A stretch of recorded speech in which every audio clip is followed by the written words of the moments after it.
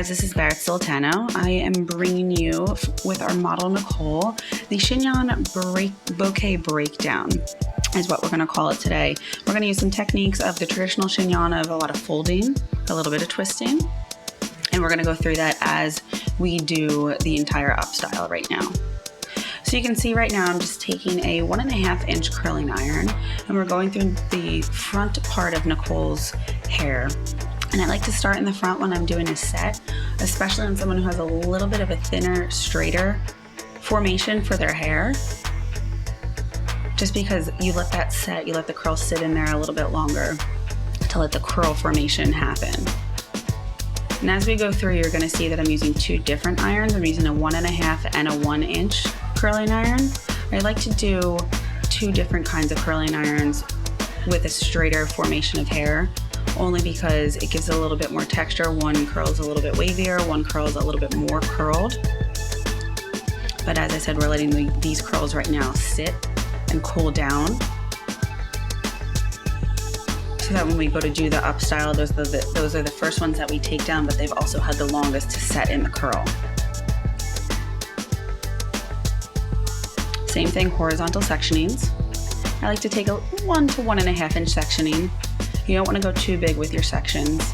You want to make sure that you're actually getting the curl complete around that iron. And if not the entire section, if you have those little baby fine hairs in the front, go through and just put a little bend in them, because you are gonna get those up in the style as you go through. And you can also see that when I'm going through and clipping them, I really like to stay pretty uniform and pretty organized as I'm going up. That's why I'm doing the horizontal sectionings, going with the round of her head. But I'm always using the pin curl clip and putting them on the right-handed side. I am right-handed.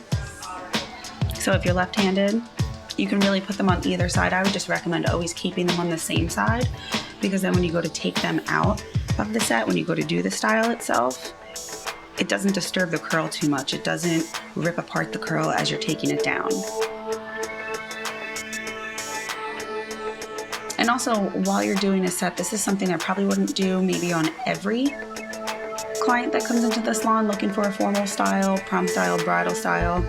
When I do brides, I always like to do a set on them, because they are, it's one of the most important days of their lives, as they all like to say. They really want to make sure that all those pictures, all the pictures that they get from their photographers, from their friends, that the style looks the same all day long.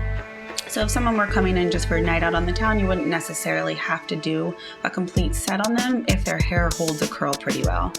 Like I said before, if they don't hold a curl, I would go through and do maybe a quicker set, or at least to add a little bit of bend into their hair and let the curl cool off. So now the back sectionings, we're going to go from the nape all the way up to the crown, horizontal sectionings, changing every other row with the 1 inch to the 1.5 inch. As we get to the top, I really like to split that. I like to use the bigger curling iron as we get to the top sections, because that's more than likely where you're going to add a little bit more volume, if you are going to add the volume to the up style.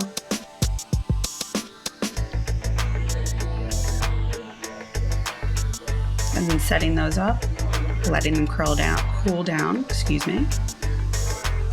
And as we take the set down, I always like to start with the first curl that I pinned up on the sides. Sometimes you can leave the sides up if they do want some pieces down, maybe in the front. Their fringe area is a little too short. You can leave those pieces up as you're doing the back of the up style. I always like to start at the back of the up style, really get a formation of where we're going with that style to see if they like it, where they want the front to live after that. Complete back is done is a little bit easier, I find, because you already have the style behind it. So right now we're just going to do the base, and you can see that I just twisted it around my hand, and we're going to let it fold into the rest of the hair. Because this is the base, we're probably going to use a few more bobby pins than I would on every other piece. I like to make sure that the bobby pins are crisscrossed into an X, because that really helps them lock in and make sure that it's nice and secure, because you are going to be pinning the rest of the hair onto this base right now.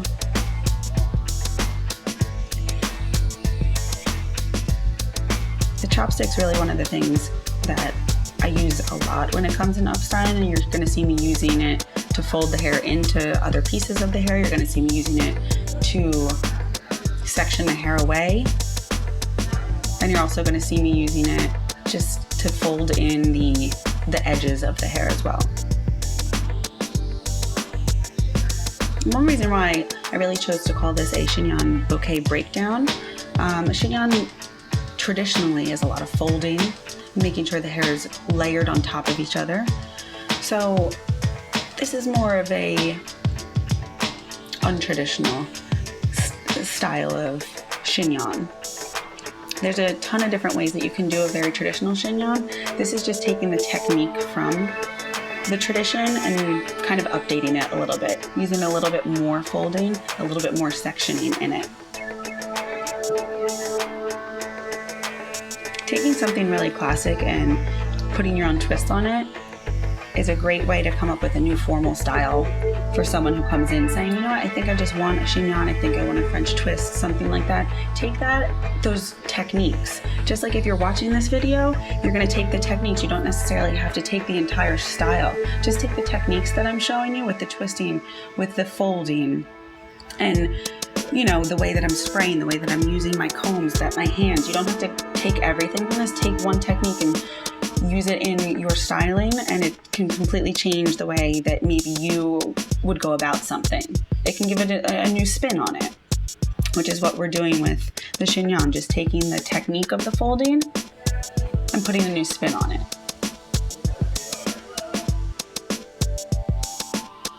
And you're gonna see that I use a lot of bobby pins, but I don't ever open them with my mouth. That is a huge no-no in my book. I feel that if a client sees you open a bobby pin with your teeth or your mouth, then they're gonna wonder, okay, now she's gonna go put that in my hair. So I would say just you don't have to open the bobby pin completely, but if you just pinch it open with your fingertips and then slide it up and then back down, you've seen me do that quite a bit with each section. Go up and down with the bobby pin or even the hairpin.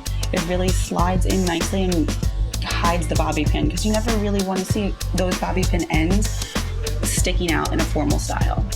And you always want to make sure that you're using the same colored bobby pins as your client's hair. If you have a blonde client, make sure you're not using the black bobby pins. There we go, with the sliding up, sliding back down. Kind of tweaking those little tails right there. Using a lighter spray as we're going through. You don't want to use a really firm spray as you're putting the style together, as you're folding the hair in together, only because then if you need to move a piece of hair, it's going to be a little bit harder to move. I wouldn't use the firmer spray until the very ends of it. So I'm just using a light working spray, but always spraying in the direction that the hair is living, that the cuticle is growing into. Because if you spray opposite of the cuticle, then you're going to fray out those ends a little bit more, and nobody wants to have a little bit of frizz when it comes to a formal style, especially a bride, proms, anybody. So always spraying in the direction that hair is living.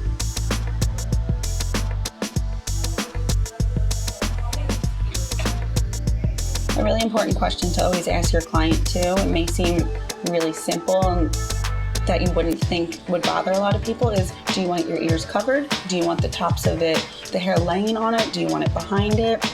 I've found through the years that a lot of people say, oh, I don't know, I don't actually think I want my ears showing. I think I want the hair to live a little bit over it. So that's one thing as you're getting to the front sections of this style that you want to make sure that you ask somebody, do you want it on that or do you not? And it could be just a simple yes or no.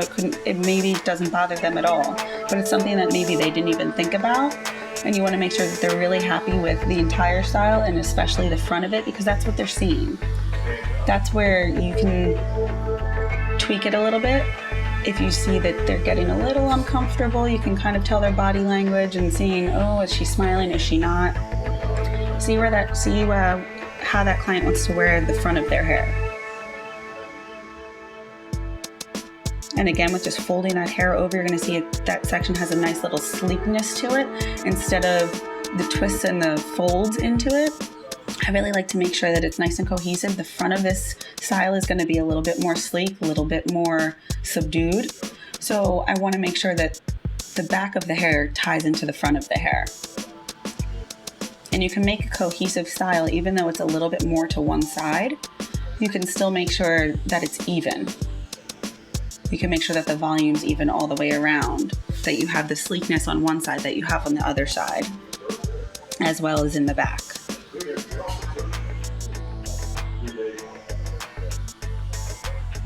Going through, taking our last section on the side, and this is her heavy side, so this is where the fringe is going to live.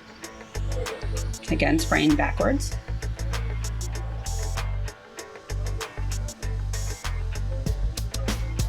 Doing a little fold right there, a little twist, but always stepping in front. Use your mirror as a stylist. Step in front of that client to see if that piece of hair is going to look right from the front.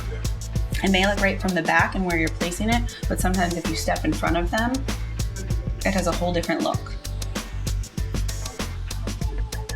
There we go, just opening that bobby pin with the tips of my finger, folding the hair around each other, stepping in front, seeing where I want those ends to live.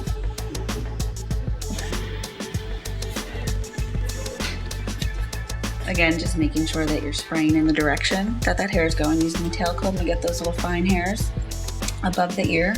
Especially on this heavy side, you want to get the lower section above the ear if you're going to let the rest of it live on top of the ear. And you can see I kind of changed my body position as well. I went in and moved more to the front of her hair as I'm doing the heavy section, so I can see where those hairs are going to live and where I'm going to fold them into the base of the style.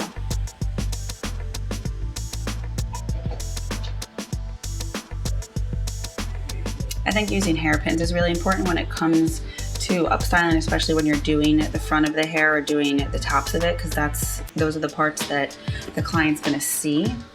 They're not going to see the base underneath everything because we folded everything and layered everything on top of each other.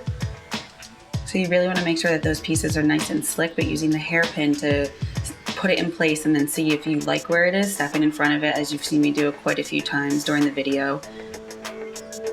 And then going back in and putting a bobby pin in it, or maybe putting another hairpin in there.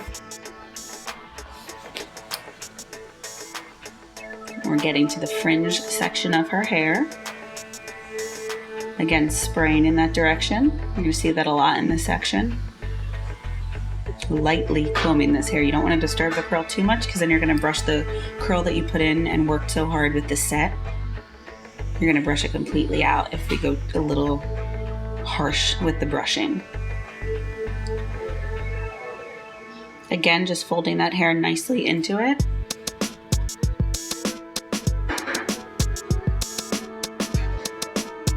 That's why I'm kind of using this as a chignon bouquet breakdown. Like I said, we called it before. As I'm folding the hair into the style, you can kind of see it almost looks like little rosebuds. That's why we kind of use the bouquet word for it. And the folding section for the chignon.